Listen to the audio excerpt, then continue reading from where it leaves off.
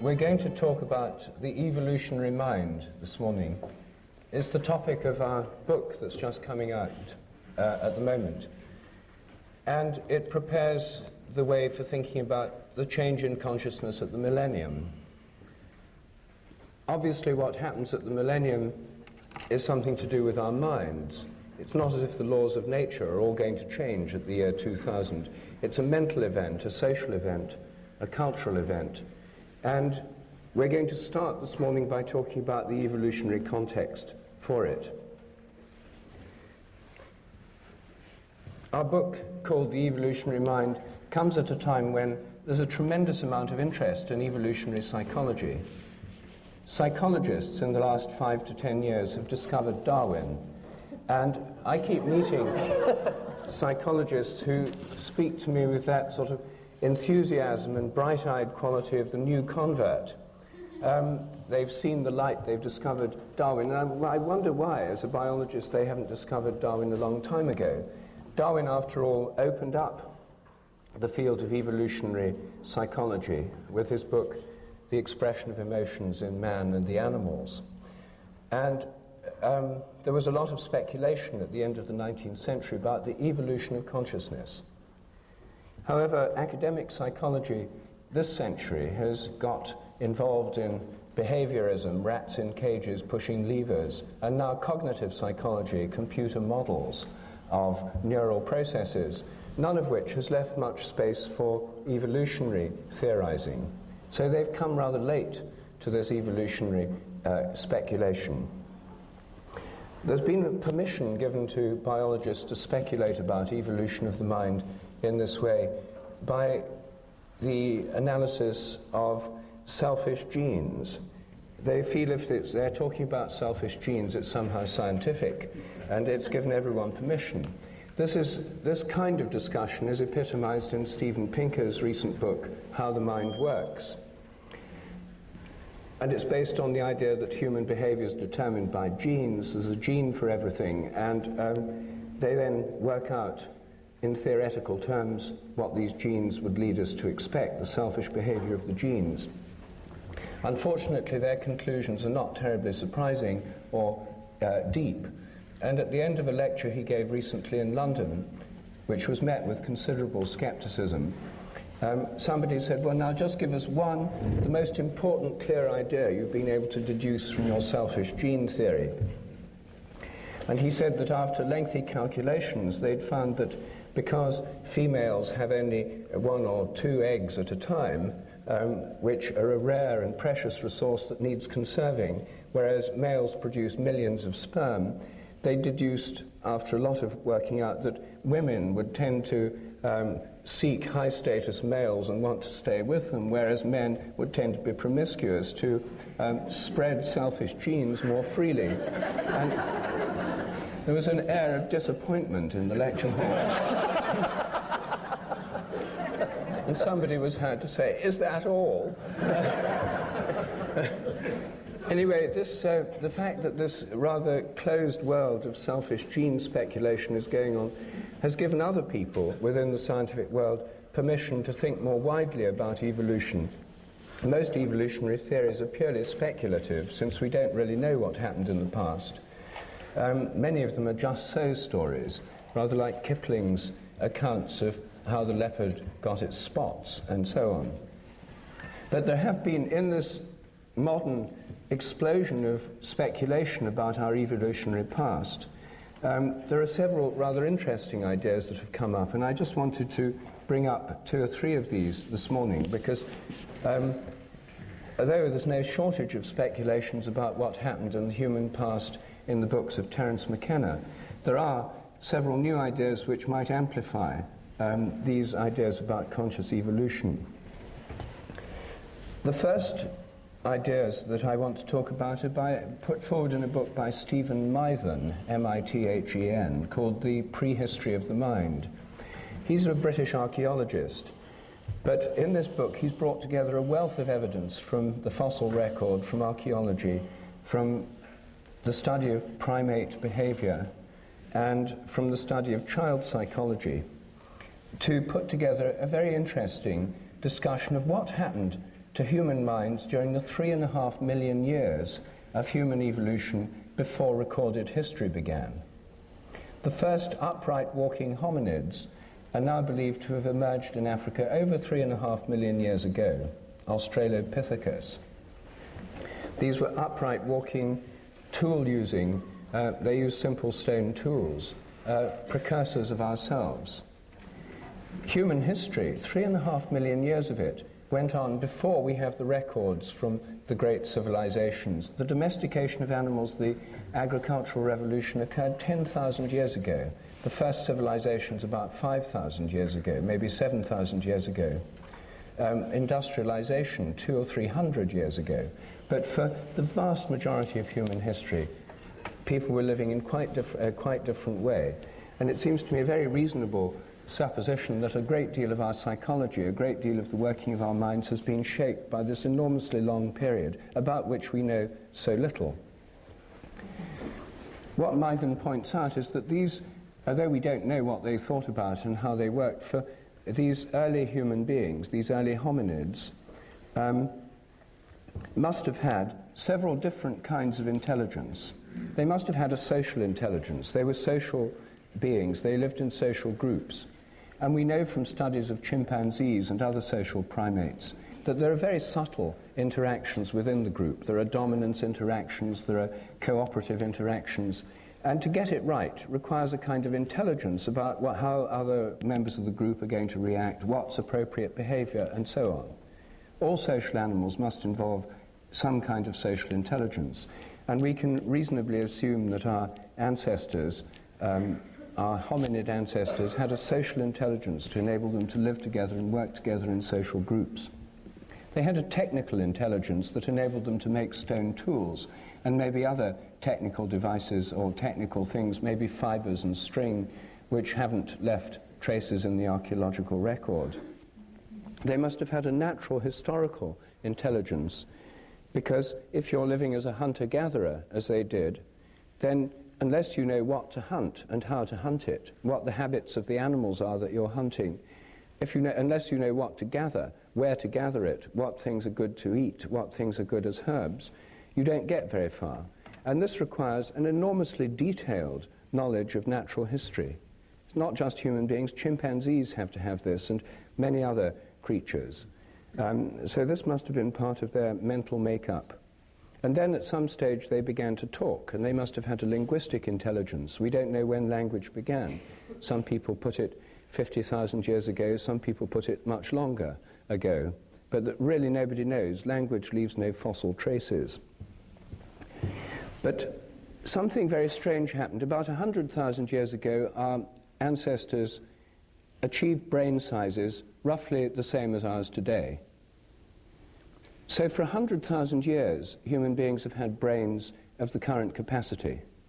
Yet, for 100,000 years, they were not writing programs and building computers and thinking up Einstein's equations and so on. Something else was going on with those brains, and we haven't a clue what it was. The brain size, the development of current brain size, is not the reason that there's been this explosion of technical innovation recently. Brain size hasn't changed much for 100,000 years. And it wasn't until about 50,000 years ago that there was the beginnings of art, paintings in caves and that kind of thing. What happened? Why did art and civilization only begin tens of thousands of years after the brain had reached its present capacity? And what enabled these different kinds of intelligence to give rise to the agricultural revolution, modern humanity, and so on? Well, the hypothesis that Mythen puts forward is that about 50,000 years ago, some crucial transition occurred whereby these previously separate intelligences somehow came together, cross-fertilized each other, and produced the beginnings of characteristically human mentality. The connection of social and technical intelligence meant that people started using technical skills for making things like jewelry, ornaments, grave goods. The mixing of technical and natural historical intelligence led to a great improvement in hunting technologies, in weapons, in axe heads and spearheads and arrowheads and so on. The merging of social and natural historical intelligence led to a whole kind of mythic understanding of the animal and the natural world, which we find in all cultures around the world today.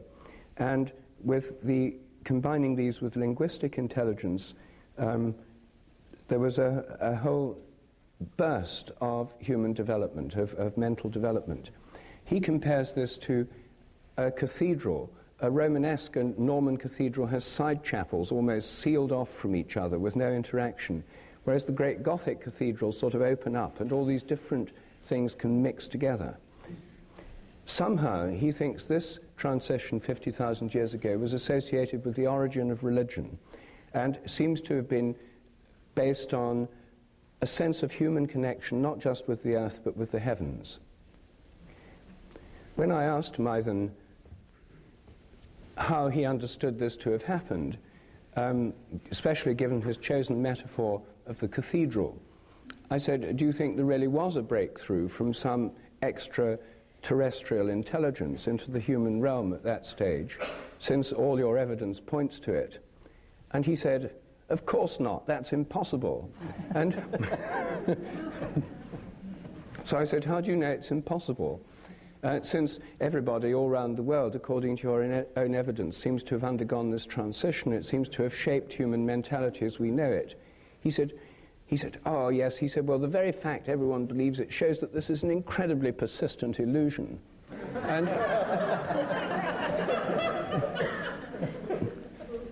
And I said, but how do you know it's an illusion? He said, because it's so persistent. And I said, surely you can have things that are true that are persistent too. He admitted in the end it was just a matter of opinion. But everything he said points towards some breakthrough to another realm of consciousness around 50,000 years ago, and something that happened with human groups all around the earth. And I think this is the first time I've seen a convincing building up of evidence from somebody who's coming from a very hard-nosed position that gives us some clue as to a major shift in consciousness that happened, and it involved some connection with a higher dimension. Now, some people will like to interpret that in terms of visits of spaceships, chariots of the gods, and so forth. I think that there are many other ways of thinking about it, and I can guess that Terence will be able to suggest at least one. Consider it done.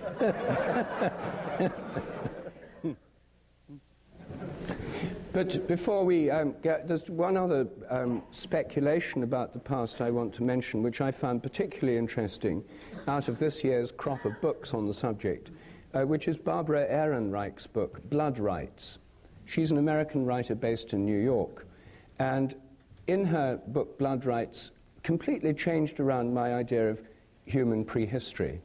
What she shows very convincingly is that our image of man the hunter striding forth onto the African savanna about 3 million years ago is, in fact, pretty implausible.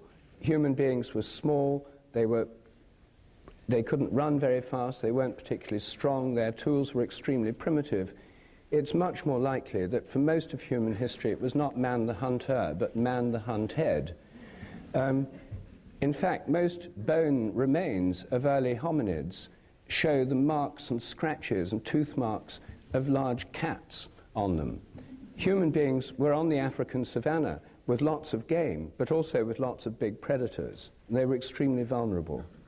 And a great deal of human mentality, she argues, was shaped by millions of years of being preyed on by large predators. It wasn't until about 50,000 years ago that there was an improvement in hunting technologies all around the world, whereby human beings could indeed become fairly effective hunters.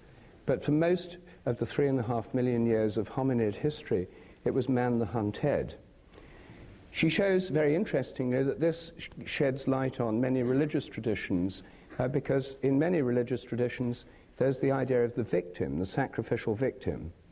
If you're a herd of wildebeest or baboons in a group out in the desert, and a predator approaches, the predators usually attack isolated members of the group, the old, the young, or sometimes the young males who are defending the group on the periphery. Those are the ones that get killed first. And when they've killed one of them, they start eating it, and very often the rest of the group then relax, and they often stand around and watch the predator eating the prey, because once they've got one victim, they're not hungry anymore, they're not interested in the rest. So one dies for the sake of the rest. This is a simple fact of predation. And she shows that this pattern, the idea of a sacrificial victim that dies for the sake of the rest, is deeply embedded in our consciousness as an archetypal pattern based in this biological fact of predation and the fact that we were preyed upon. She also shows that most of the early visions of gods and goddesses were in the form of carnivores. Even Jehovah is a carnivore. The story of Cain and Abel, where Cain is a farmer and offers the fruit of the earth to God as a sacrifice, and Abel is a herder and offers a sheep. God prefers the sacrifice of Abel. He prefers meat to vegetarian diet, and that's why Cain kills Abel. He's jealous. And so this carnivorous quality of the gods is associated with images of the gods in association with predatory animals. She then goes on to show that whole nations identify with predators as a kind of justification for war-making, where the whole nation becomes like a predator. The symbol of England and many other countries is the lion, of America, of the United States, the eagle, and so on. All around the world you find these predatory animals as national emblems. Well, I think her insights are particularly interesting, and because of this long history, it shows so much of our mythology, religious structure, and fears are related to this long period of being preyed on. She shows the fantasies, the nightmares of young children in modern cities like New York until they're about 5 years old, and not about child molesters and realistic fears, or at least the fears their parents have. They're about being eaten by monsters and wild animals. This is what most children's nightmares are about. And this would go back to a long period of history. So here we have two ideas, Mythen's ideas and Barbara Ehrenreich's ideas about early human history, which would give memories. I would think of them as memories in the collective memory through morphic resonance. Jung would call them collective archetypes in the collective unconscious.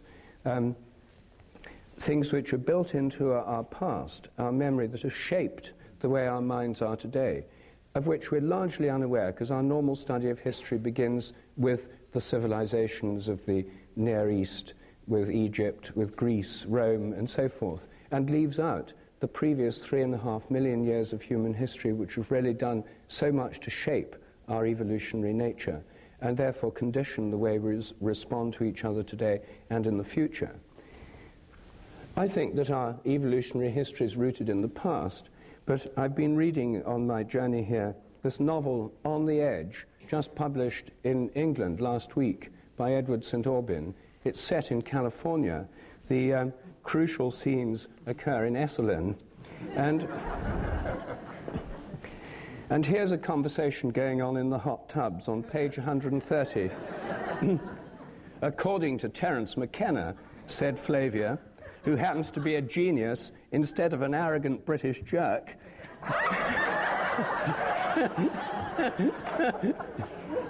history is rooted in the future. So,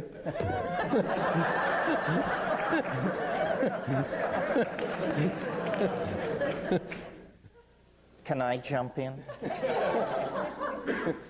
Well, first of all, let's just assume that I've responded to this with the usual rap about diet, mushrooms, so forth and so on, that if you know anything about my work, you have heard ad nauseum, ad infinitum.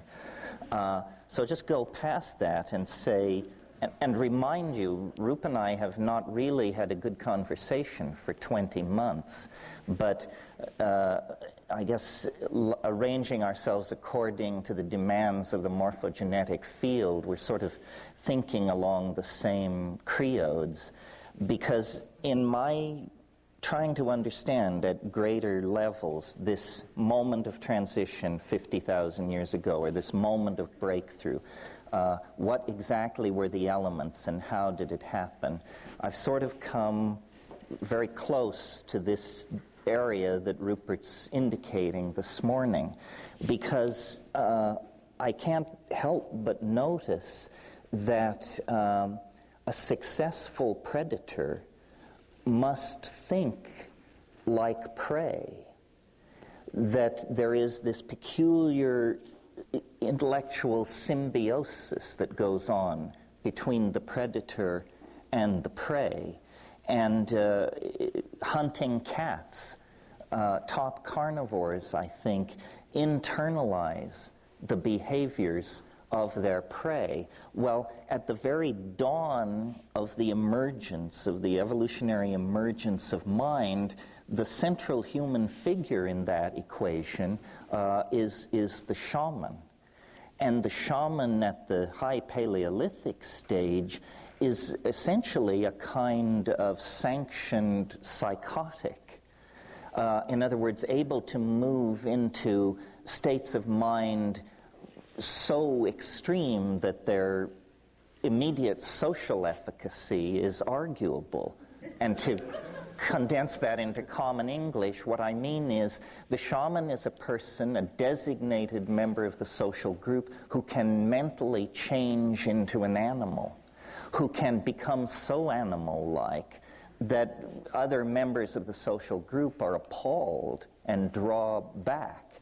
And so in a weird way, at this fractal boundary where human consciousness emerges, the first human consciousness was not human at all.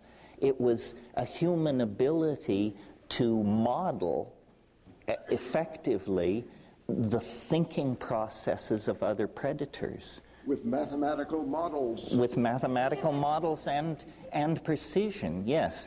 And so, yes, what we're talking about when we're talking about hunting is we're talking about strategic thinking. And strategic thinking always involves bifurcating trees of choice. If we go to the water hole at dawn, perhaps we can make a kill. If we take food and leave the women and children and go in this direction several days, perhaps we will make a kill. Perhaps not. Perhaps by abandoning the women and the children, we will undercut our gene pool and return to catastrophe. Strategic thinking. What strategic thinking requires is the ability to contemplate possibilities not immediately present. In other words, there's a kind of time-binding function here.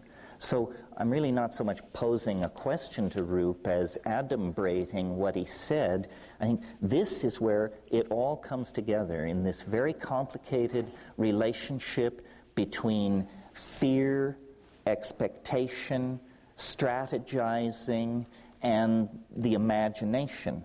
The two areas where I'm sure we spend a great deal of time studying these bifurcating trees of possibility were in the food gathering and hunting domain, and then in the sexual domain, which today we call erotic fantasy.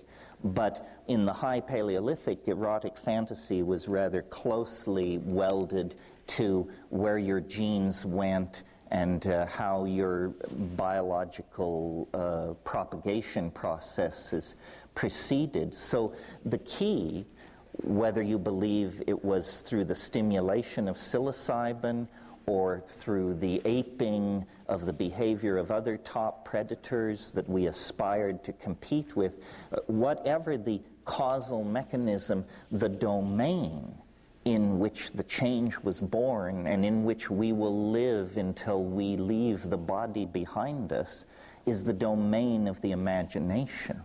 I mean, this is what we created that is uniquely human and that has defined us ever since. And as this discussion today proceeds to look more into the future, I think we will see that as the imagination has been our past and the cradle of our humanness, so it also is the domain in which our trans-human metamorphosis will occur.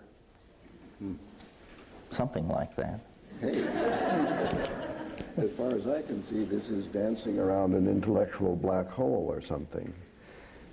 Here we have, the question is posed, as I gather of Stephen Mython, that in the evolution of consciousness or culture, I'm not sure which, that there was a bifurcation 50,000 years ago, which is of interest to us because we're in one now. And the question is, what was it caused by? And then Rupert proposed that you would, of course, answer the psilocybin mushroom on the plains of Africa. But you didn't mention. Think strategically. But why this need not only was a constant throughout the 3.5 million years evolution of hominids, but also in pongids, apes, and swarming bees, schooling fish, and so on. This is more or less no news here. What was it then that happened 50,000 years ago, if anything happened? So I know that this will not be a favorite hypothesis in this audience, but it's one that has to be counted. You asked for, are there any other, what did he suggest actually, Stephen Mython? He doesn't give a very clear explanation as to why this might have happened. Well, he's a youngish man, I suppose. Yes.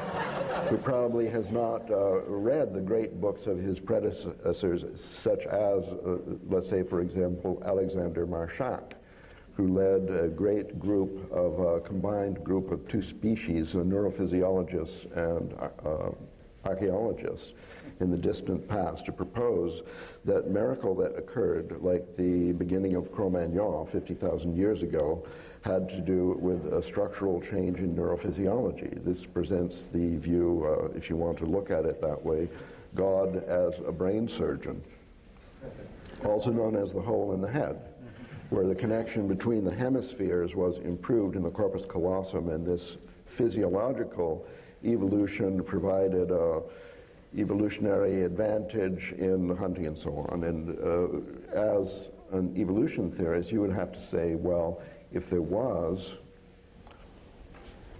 divine brain surgery, then it could have been in response to a leading element in the evolution of some morphogenetic field. Now, thinking of this as it's a chicken and egg kind of thing, okay, is like the physiological change. There was a physiological change, was there not? Didn't Stephen Mython mention that? Well, you can't from skulls. All you've got Oh, is you skulls. can. No, you can. That's the whole point, that these skulls have been examined microscopically by Alexander Marchak. And the changes in the skull, morphological changes, sharply divide that particular event, including the enlargement of the frontal lobes, which was considered, because of Broca's brain, to be the physiological foundation for the development of speech. Whereas we would say, probably, I'm guessing we would agree that the enlarged brain, Broca's brain evolved because as we had already started speaking and had the need for more vocabulary, the things favored the larger vocabulary in terms of hunting, gathering, escaping large carnivores, and so on.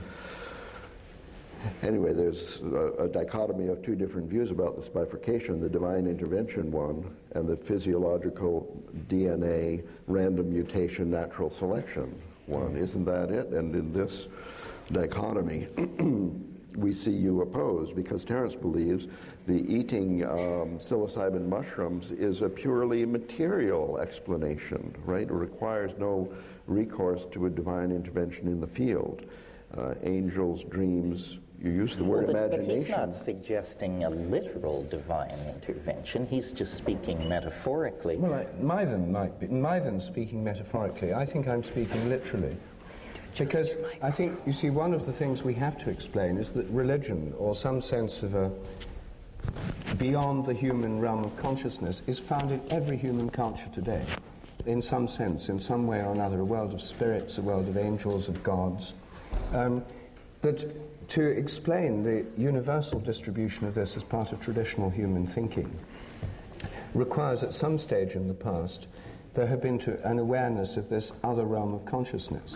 Now, this is not incompatible with psilocybin or any other drug hypothesis, because those might have kick-started this connection with another realm of consciousness. But if we assume that today, all over the world, shamanic cultures and all other cultures have the sense of other levels and other kinds of conscious entities beyond the human level, some in animal forms and some in forms way beyond that, we have to assume that at some stage in the past there was a linking with these other realms of consciousness, whatever they are. Not just metaphors, not just archetypes in the collective mind, but forms of consciousness that might well, and I think actually are, out there. Well, in trying to think conservatively about the possibility of a non-human local intelligence, it seems to me that in a way nature herself presents as an intelligence, that the understanding of nature is the understanding of complex integrated systems of such complexity that to deny them consciousness is just a reluctance of the reductionist mind, that for anyone not burdened by that prejudice, it's self-evident that nature is alive, cognizant, responding. It's interesting that really all it seems we can agree upon here is that the time frame is roughly 50,000 years. Well, so a whole bunch of things are triangulating on that moment. One could say, as I've argued, that it was the eating of psilocybin mushrooms. You could make a more general statement and say that was a subset of the consequence of an omnivorous diet. But if I may, sure. Where exactly were these mushrooms 100,000 years ago? Well, the way I think about it is there was an incremental involvement that had punctuated breakthroughs in it. In other words, the slow meeting of mind, mushroom, social complexity, acoustical abilities linked to neurophysiological states didn't just smoothly proceed. It all came together, but then at a certain point it gelled. And this is this 50,000 year point where social understanding, technology, linguistic repertoires, depth of diet, Well, you're clinging to this material stuff. I think it's about time that we... Well, there will be a material component, even if you believe angels descended from on high. Well, I suppose that, you have the software that draws the novelty wave. You're a novelty theorist. We might appeal to novelty theory as a explanatory strategy here, a cognitive strategy in dealing with the bifurcation 50,000 years ago. If you run the program back for 100,000 years, do you or do you not find a kink there in the novelty wave in 50,000 BC? I mean, no, it's not based on data, only extrapolation, but is there or isn't there? Well, I think there were a series of breakthroughs. For instance, 120,000 years ago, the modern Homo sapiens sapien form appeared. In other words, no. In short, no, there's no... Both and, I think. The invention of writing 9,000 years ago was an enormous breakthrough. But all of these things proceed out of the further integration, complexification of the nervous system in connection with the function of the imagination. Believe this, that you're presenting yourself as a conventional materialist evolutionary theorist. The galactarians who built the mushroom intended.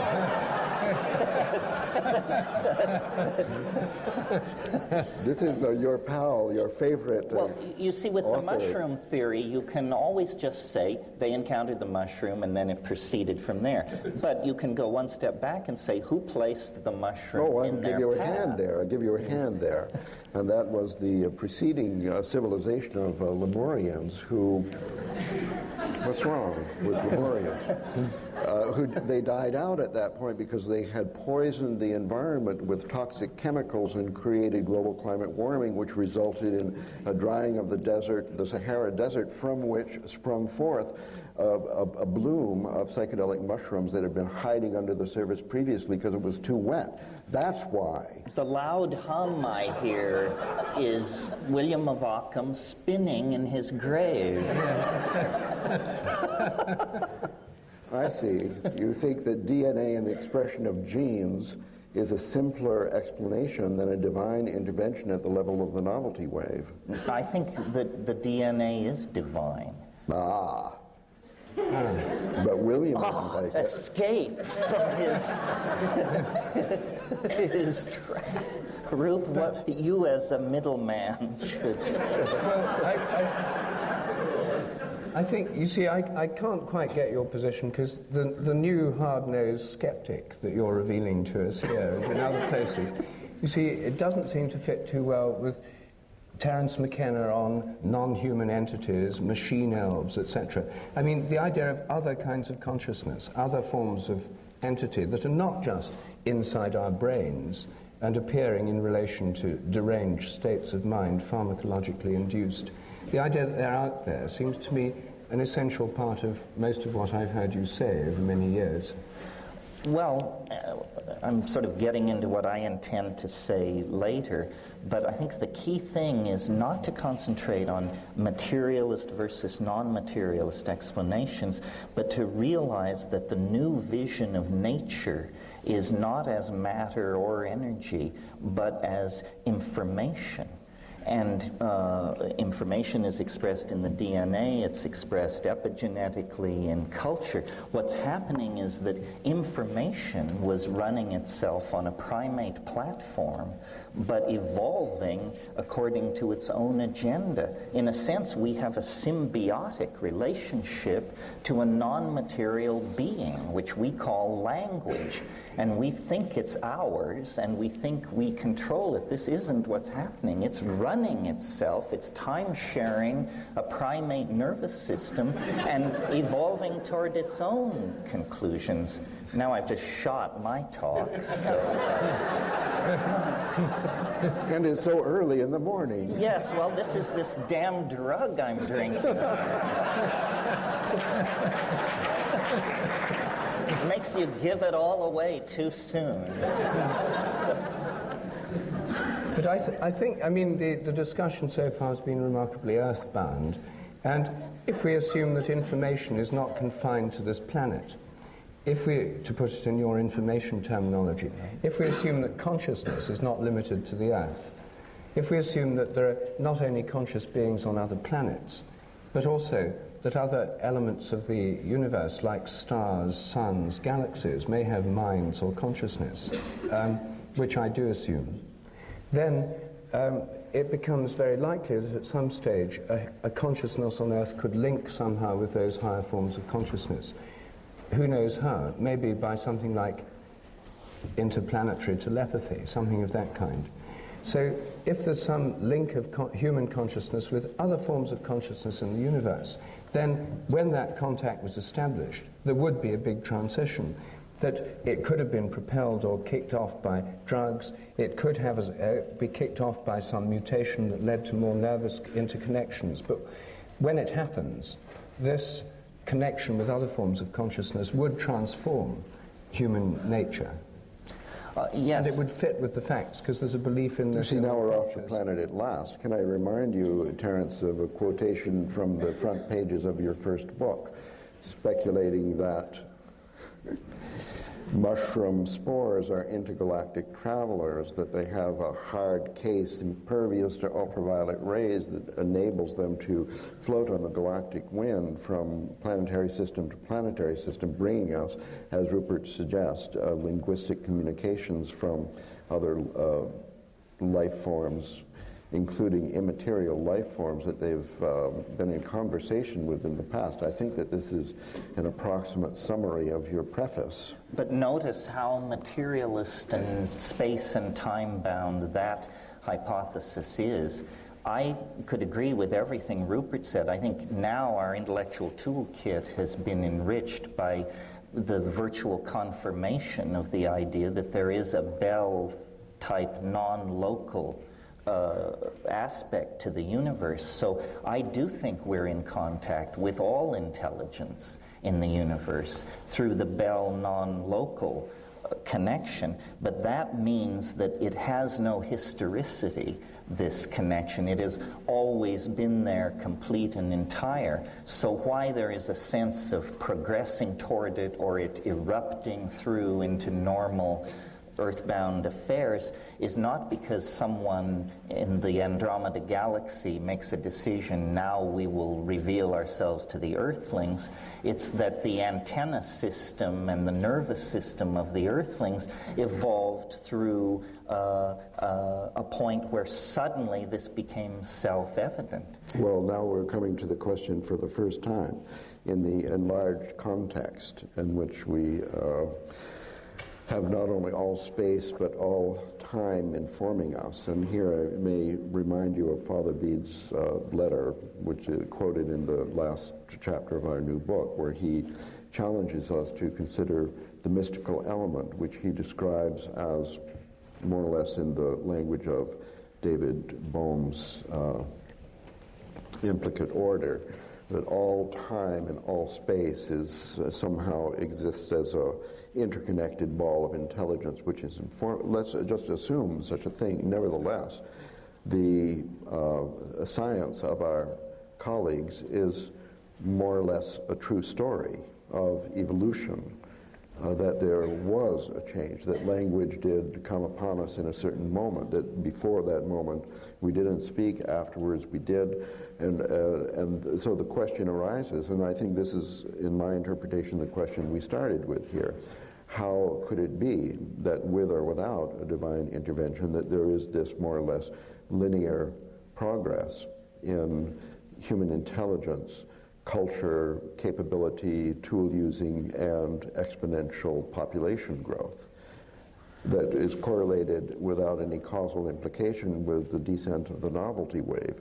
Why do we have this peculiar artifact? This is an observational fact that there is this increase in complexity in civilization, apparently looking for a spectacular transformation, which we are associating with the word millennium now. What's going on? Well, novelty theory would just say the universe is a complexity-conserving engine. Whatever complexity it achieves by any means, it makes that the platform for a further thrust into deeper complexity. If you don't like novelty theory... Because the morphogenetic field never forgets. It forgets a little, but it can be set back, but it can never be set back to zero, and it always, once it gets out of the ditch, it heads back in the same direction. It has a vector field preference. And then you mentioned David Bohm. His idea of emergent properties seems to achieve the same end without a telos of novelty theory. He simply says when you complexify a system, new properties will emerge suddenly and unexpectedly that couldn't have been predicted. If you put emergence theory with novelty theory, you see that the universe could not but proceed along the line of complexification of morphogenetic expression, density of connectivity, and all the things that retard entropy and give rise to, in fact, the complex, non-entropic, ordered, apparently teleologically informed cosmos that we're in. Well, now we see then that what you've described Why do you is... laugh? It was one of those verbs, was a bit extraordinary. Okay. That there is then revealed a kind of evolutionary theory as a cosmological hypothesis. This is a theological position, basically, that there is a timeless, implicate order, and there is life on planet Earth and in the rest of the universe, which evolves according to this theoretical rule by an increase of complexity. When something is revealed, there's a development. It's not forgotten. It builds upon that. And this mystical unit, while knowing all, is not telling all, but revealing gradually, because just that's the law of life as we know it. In three-dimensional space and time. With Rupert and I, really, from my point of view, the only difference between the morphogenetic field that he has enthusiastically proposed and the ideas of novelty theory is, for Rup, it's pushed from the past. For me, it's pulled from the future. Well, but that's what Teddy was saying in this book. Well, but what you get in the end of the day is the same thing. It's just a matter of preference and how much of orthodoxy you want to grind against. The phobia against telos is an artifact of 19th century deism and doesn't go very deep. You described the complexification of the universe as self-evident, and I believe it is self-evident. And the failure of science to address this is what makes it so frustrating and imprecise so late in the game. But the trouble with the emergence view you've been putting forward is that it's still very earthbound. You see, there's obviously been a major emergence of complexity in human culture. There's also been a huge emergence of complexity in the Amazon jungle and the Malayan rainforest, arguably far greater than anything we've achieved through technology, and millions of species of beetles, insects, plants, and so forth. But it seems to me that long before all these things happened on Earth, we've got the possibility of much higher levels of consciousness outside the Earth. And as you know, I'm a devotee of the idea of the sun as conscious. And the stars. If you take the materialist view that consciousness interfaces with the brain through complex electromagnetic patterns of activity, then those on the sun, which we're learning more and more about every day, have unbelievably complex, chaotic patterns, resonant patterns of acoustic waves going through the sun, polar reversals every 11 years, resonant patterns of electromagnetic waves. My thinking about this was much influenced by a science fiction novel by Fred Hoyle, published in the 50s, called The Black Cloud, where Fred Hoyle shows that to imagine intelligence necessarily grounded either in copper wires and computers or in nerve cells and brains is a limitation of this. So you could have an intelligent system working through a plasma, an electrically charged cloud, and indeed, I think, through something like the sun.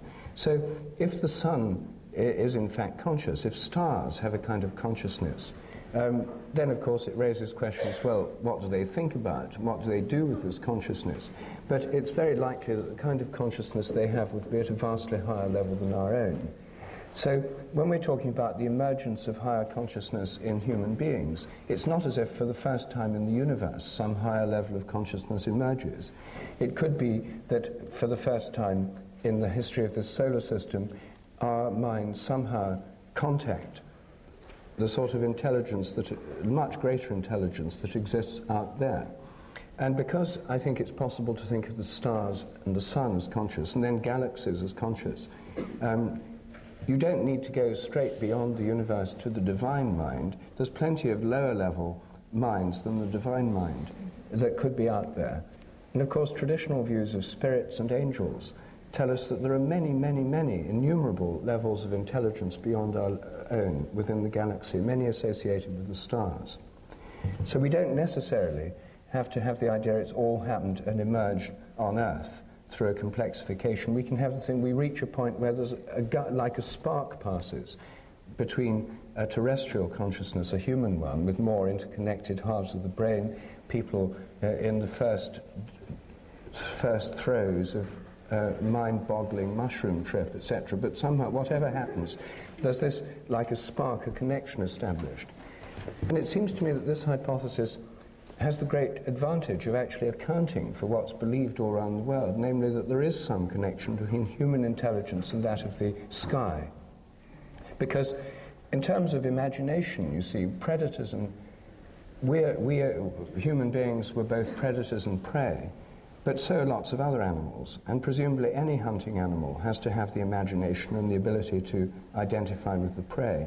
In fact, René Thom, years ago, produced a mathematical model of predator and prey, where there has to be a kind of internalization of the prey in the predator's mind in order to get the right strategy. This is not specifically human, and it's not enough as a basis of the imagination. I think this connection with realms beyond the human would give such an enlarged scope for imagination that to take literally what so many people around the world say in their myths seems to me the simplest hypothesis. Well, I'm more friendly to this idea of non-biologically based forms of consciousness than I was the last time we talked, because of this fact I mentioned, that I now think wherever there is a sufficiently complex informational environment, the functions of life, self-replication, etc., mutation, adaptation, can go on. But obviously most of the intelligence in the universe would be utterly incomprehensible to us because it is so different. So we're transducing virtually the entire hologram of possible intelligence in the universe, but the reason our fantasies of angels and aliens give us hominids with binocular vision who use acoustical speech, in other words, creatures very similar to ourselves, is because we only can recognize what is familiar in this universal information field. So we sail right past the star mind, the galaxy mind, to communicate with a race of winged hominids around Zenebel-Ganubi Prime, simply because they are enough like us that we can grok our possibility of a relationship. It seems to me that this is just very begging the question in a traditional and cheap fashion. Because, oh, good, Ralph. I mean, I'm all in favor of celestial intelligence, and in fact, I could even entertain a conversation with a Pleiadian, I don't mind. But the question, I mean, we started with the problem of evolution. The evolutionary mind is, in fact, the title of our book, and the question of the evolution, the progress, or even the origin of all these things is our ultimate question. Now, if our view is local to planet Earth, we can say, okay, we're being taught by bolts from the blue, and we have these, meddling celestial intelligence that are reaching out, pretend to be Bell and tell us Bell's theorem, give us mushrooms, pretend to be sent from the solar wind or whatever. But where do they come from? The evolutionary problem then is just transferred onto another more remote place. Now, as I understand, Rupert's idea of the morphogenetic field is that these other places are also in evolution, and the whole system is in coevolution, and that is an attempt, I think, one of the first ones in the history of intelligent discourse on this subject. The first attempt to get rid of the hypothesis of timeless truth. But if you get rid of that hypothesis, you have a whole bunch of weird problems, such as then you have to talk about the speed of propagation of novelty or morphogenetic fields, and then you're slammed to the wall because you have to either come up with a number which you fit into a mathematical architecture, or you say that it's instantaneous, which returns you to this holistic, more metaphysical thing. If you don't believe that it's coming from the Bell space, then you have a whole bunch of these kinds of problems, which I think intuitively make it too complicated. Let it be instantaneous. I mean, I think the whole question of time is, in fact, behind this problem, that we have this idea about time, and then we're trying to talk about a timeless.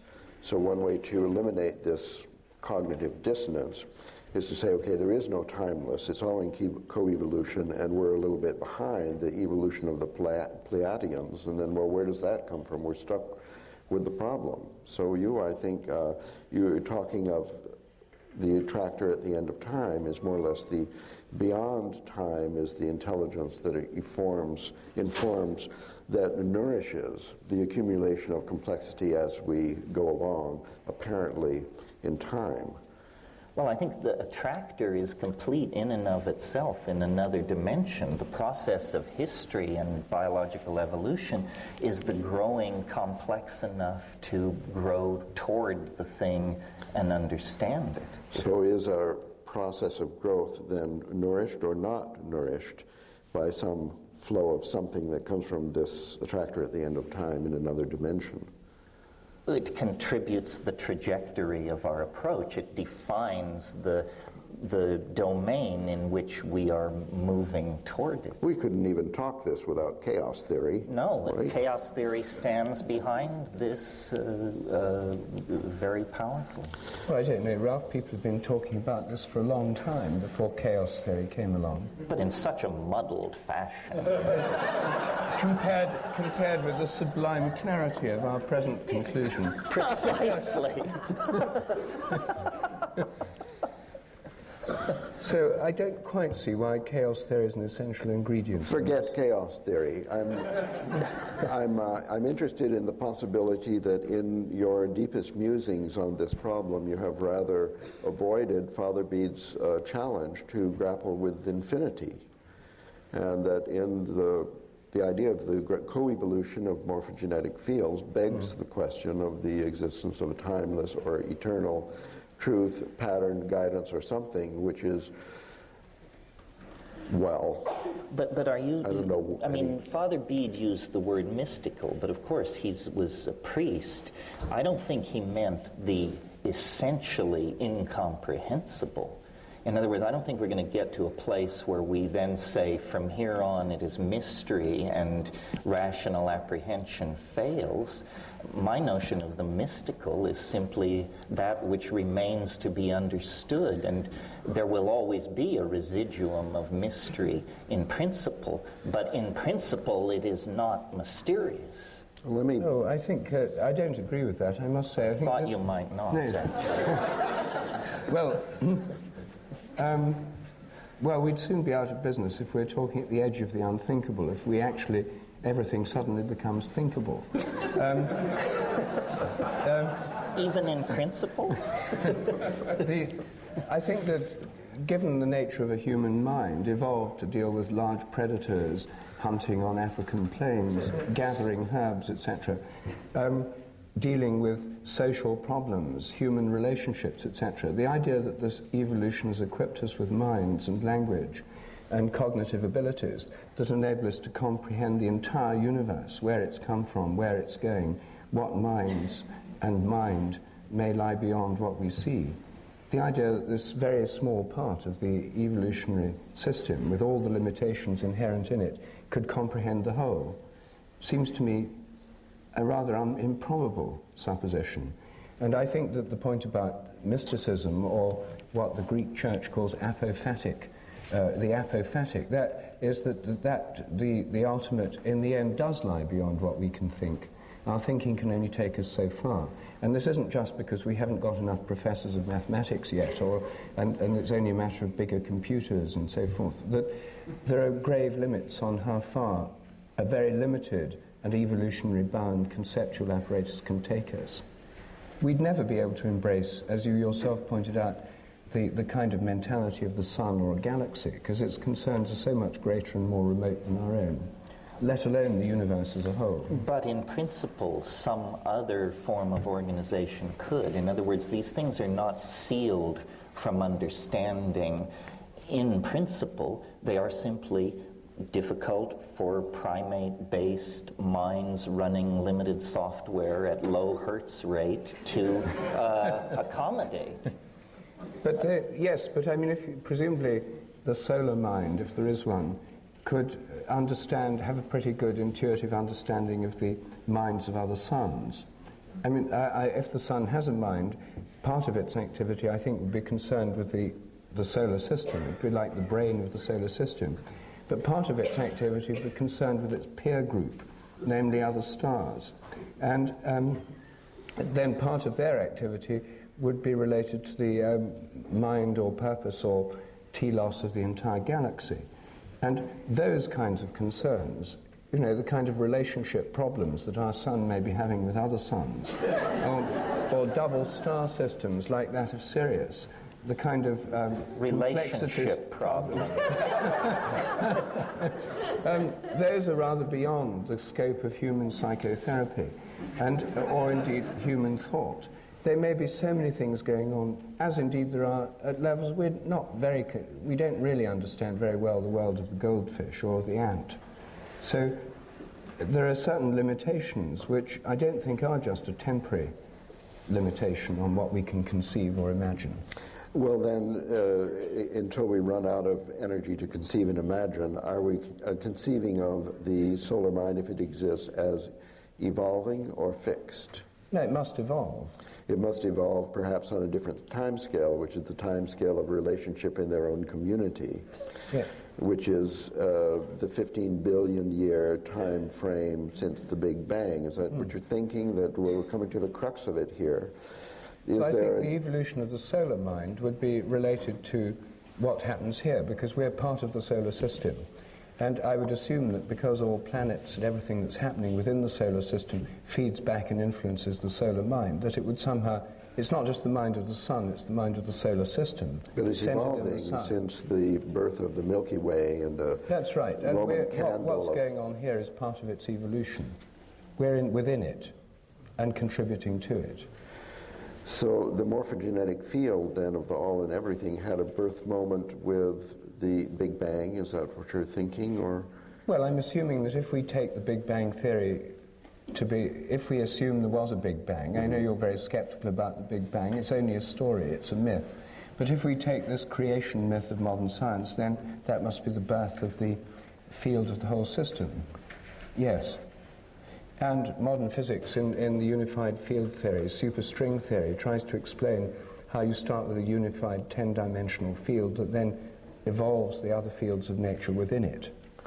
So that's standard physics. I mean, that's not part of my particular view of things. No, but the consciousness of this all and everything, I mean, the solar minds contribute to the consciousness of the Milky Way, which is one galaxy, which then has the psychotherapist in its relationship with the nearby galaxy. Yes, in the galactic cluster. And actually there's a synchrony of thought due to the fact that Bell's theorem connects them from the Big Bang and so on.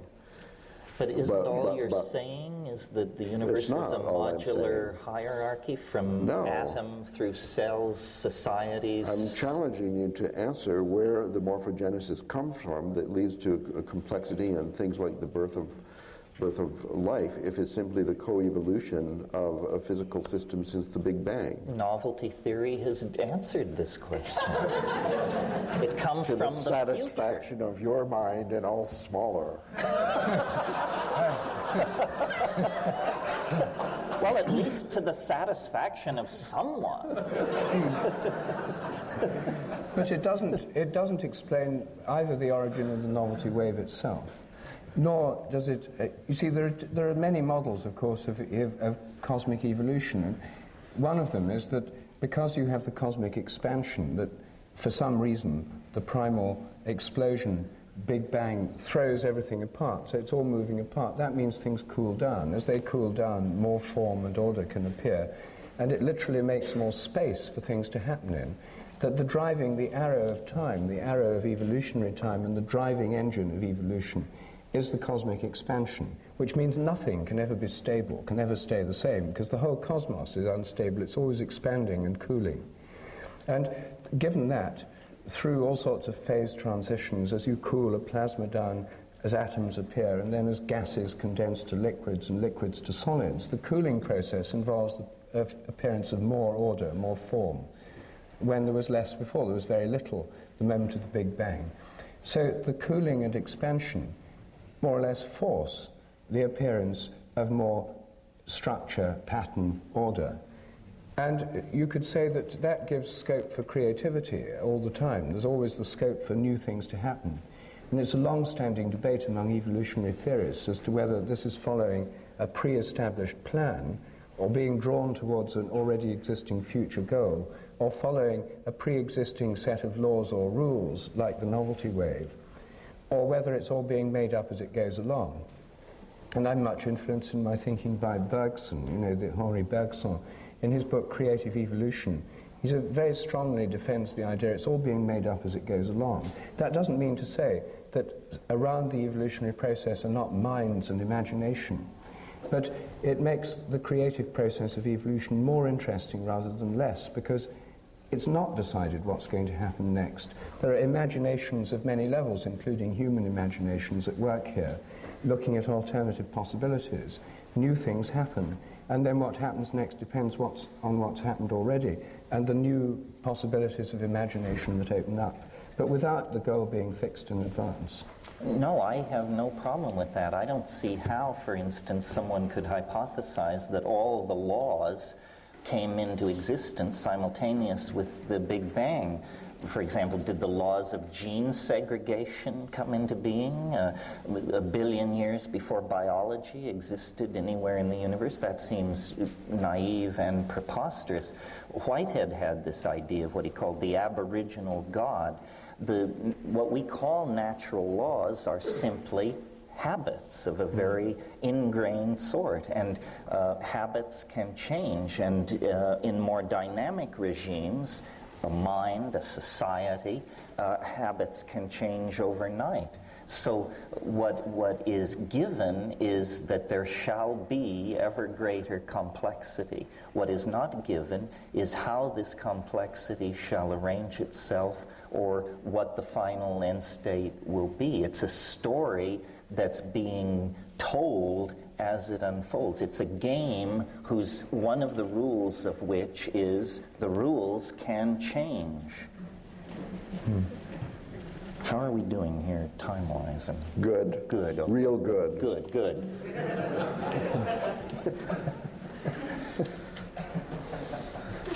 Well, we're getting nowhere. In other words, this is the problem. There's the watch in the desert. It's ticking by itself, or God put it there, we don't know. The question posed at the beginning, we actually haven't progressed at all in settling, although it looks like there's a kind of convergence in that. Is this right? Everybody has sort of given way. No, I have the feeling we've actually made some progress. But I always have that feeling.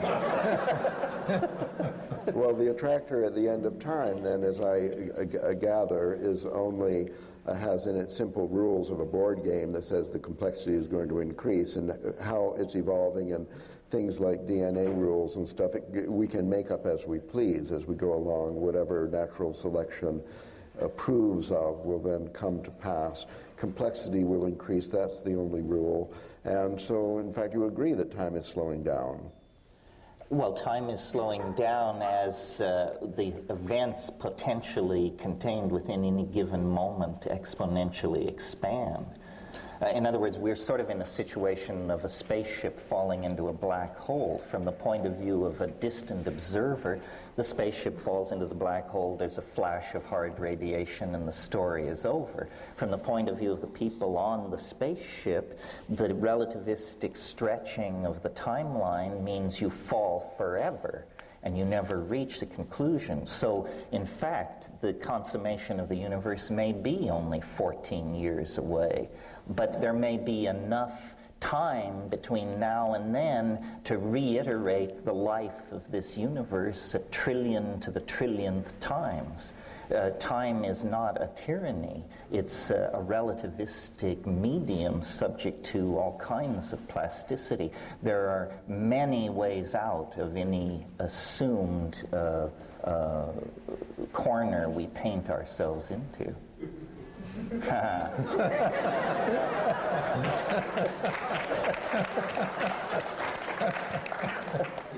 Don't you think now it's... I think we've ground to a halt.